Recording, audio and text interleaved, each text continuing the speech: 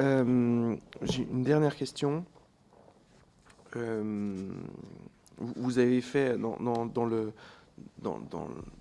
retraçant finalement votre parcours et la façon dont les décisions se construisent dans une grande firme internationale de l'énergie, l'histoire de l'apparition du gaz et de la transformation de la préoccupation du gaz sur celle de l'électricité et des nouveaux moyens de production d'électricité que sont les énergies renouvelables.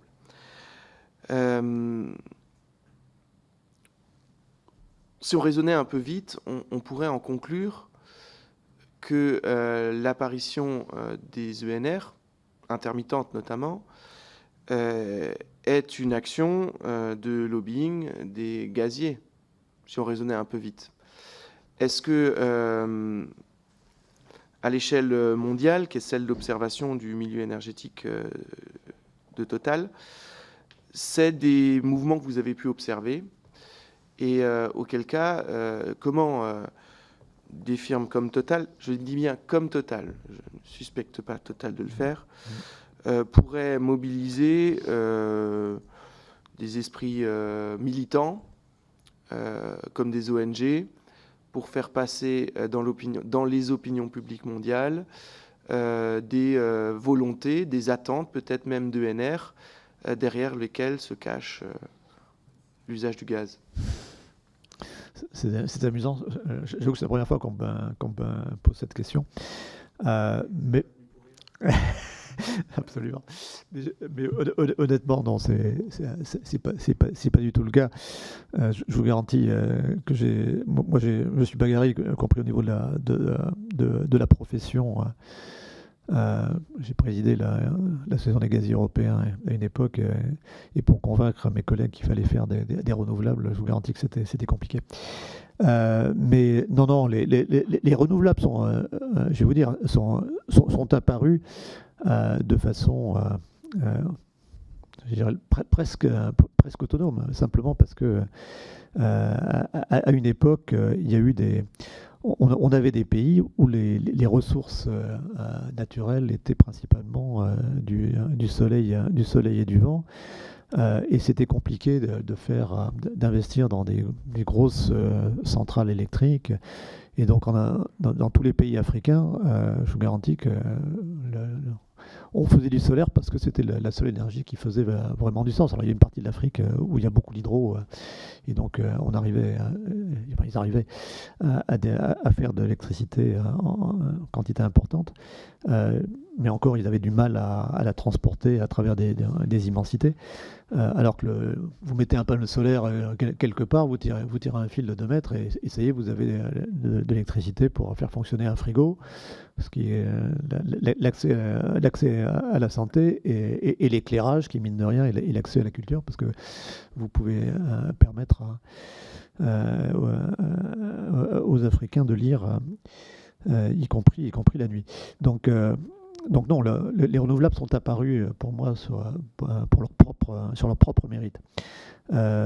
Ensuite, ce sont les électriciens qui ont commencé à s'y intéresser, et notamment pour des raisons environnementales et climatiques. Alors, bien sûr, en France, on a l'impression que le nucléaire peut tout faire. Ce qu'on est en train de voir en ce moment, c'est que c'est pas quand même une évidence. Et aujourd'hui, si la France va pouvoir passer l'hiver, et je le souhaite, c'est grâce aux centrales charbon, centrales gaz et aux centrales renouvelables qui fonctionnent pour pallier la défaillance de la moitié ou presque de notre parc nucléaire. Mais dans beaucoup de pays, le nucléaire est considéré comme une énergie marginale. Au niveau mondial, c'est 5% de l'énergie primaire mondiale qui est consommée à partir de nucléaire. Il y a beaucoup de craintes des accidents, et encore une fois, on a eu Three Mile Island aux États-Unis, on a eu Tchernobyl, on a eu Fukushima. Je sais bien que mon ami Jean Covici dit c'est pas très grave, s'il y a un accident nucléaire, ça fera moins de morts que les accidents de la route. Mais quand même, je pense qu'il y a une vraie limite à l'utilisation de cette énergie dans beaucoup de pays. Et même en France, attention, on a ouvrir un nouveau site nucléaire, c'est compliqué en France. Le nucléaire demande beaucoup de refroidissement. Alors, il y a d'autres technologies dans le nucléaire. C'est pour ça qu'il faut faire attention.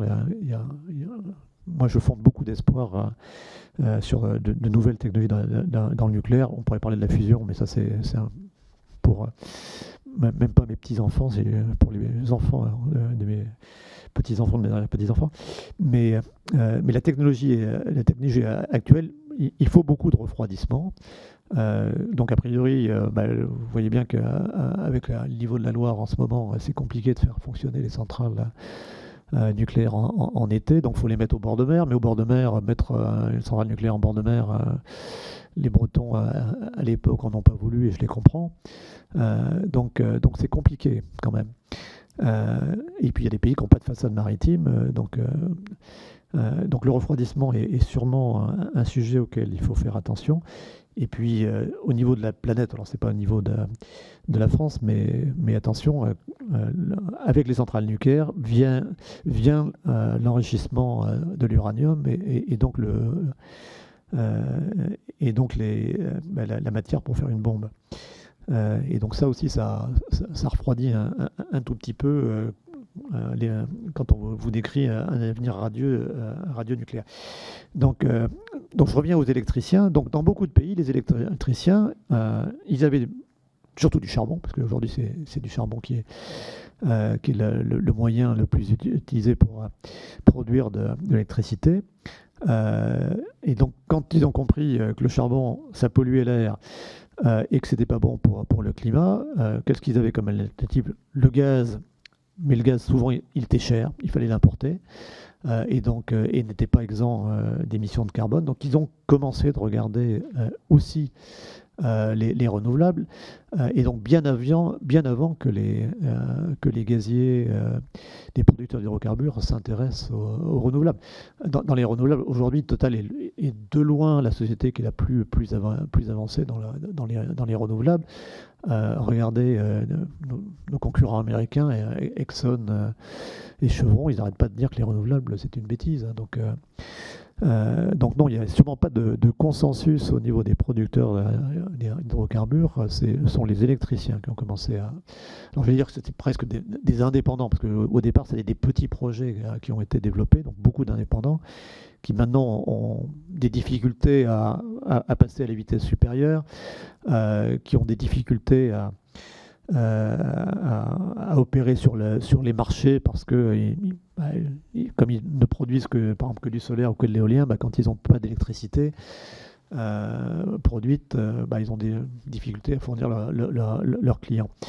Donc c'est vraiment les électriciens qui ont pris le relais. Donc les leaders aujourd'hui, et les grands leaders, sont des électriciens. C'est Iberdrola, c'est Enel, EDF et Engie ont pris leur part. Les gaziers sont venus après. Alors c'est vrai que la constante pour un marché électrique, c'est à tout moment, il faut mettre sur le réseau autant d'électricité que consomment vos clients. Et ça, c'est compliqué. C'est surtout compliqué si vous faites du chauffage électrique. Ce qu'on a fait en France, et attention, l'électricité ne sait pas bien gérer les pointes qui sont réclamées par le chauffage. Et donc, c'est pour ça que beaucoup de pays ont préféré ne pas utiliser l'électricité. Nous, on l'a fait. Donc, c'est extrêmement compliqué de suivre la consommation des clients. Et donc c'est vrai que si vous avez des renouvelables qui en plus sont intermittentes et pas contrôlables, il faut un moyen qui soit souple à côté. C'est vrai que aujourd'hui c'est les centrales à gaz qui fonctionnent, mais les centrales à gaz qui fonctionnent aujourd'hui, elles peuvent fonctionner tout de suite au biogaz, elles peuvent accepter de l'hydrogène décarboné, et donc moi je crois beaucoup qu'on aura besoin d'avoir encore des centrales gaz pour pallier l'intermittence, pour s'adapter à la variation de la demande, parce que le nucléaire, c'est pas vrai. On va pas... je vais vous donner des chiffres.